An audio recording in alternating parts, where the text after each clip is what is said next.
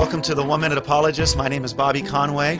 Our guest here in this program is Dr. Ken Boa. It's a pleasure to be with you, Dr. Boa. Thank you. Glad to be with you. We know that you have been a sought-after speaker for years and an author of many books, and we know one of the books you've written on is giving answers to those who are atheists.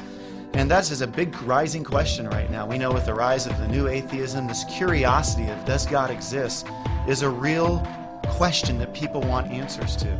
Let's say you had 60 seconds to talk to somebody and they said, Dr. Boa, does God exist? What would you say to them? I would probably use 4 incontrovertible features of the world and just quickly list them, because most people really haven't thought through those objections very, very well.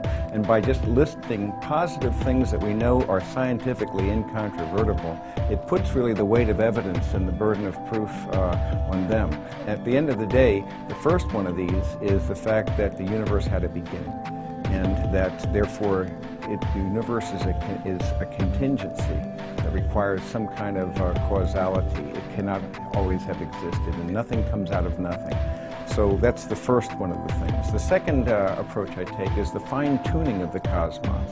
And I argue that the more we know from science, the more impressive the fact becomes that the universe is more elegant, more finely tuned than we could have ever even imagined, such that the probability of having even one life-sustaining planet is virtually infinitesimal.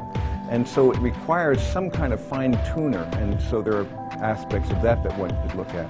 A third of the features of the world is the origin of life itself, and how life requires a minimal level of complexity and structure and design.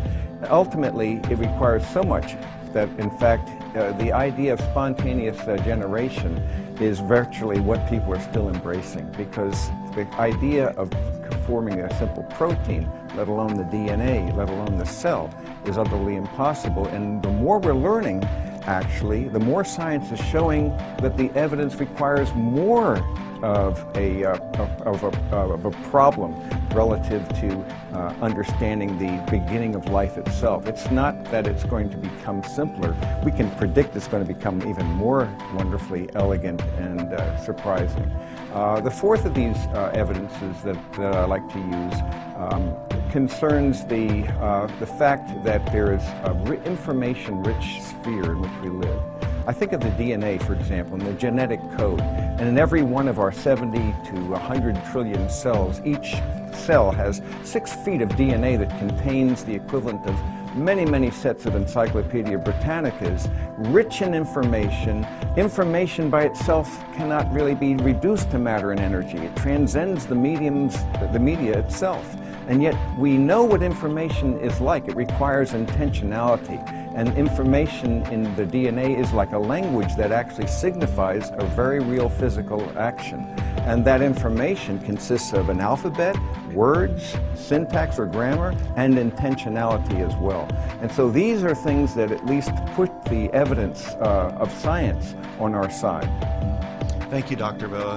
I hope that you were encouraged as much as I was in listening to the credibility that we have to believing that God does indeed exist. For more information on Dr. Boa's ministry, please visit kenboa.org.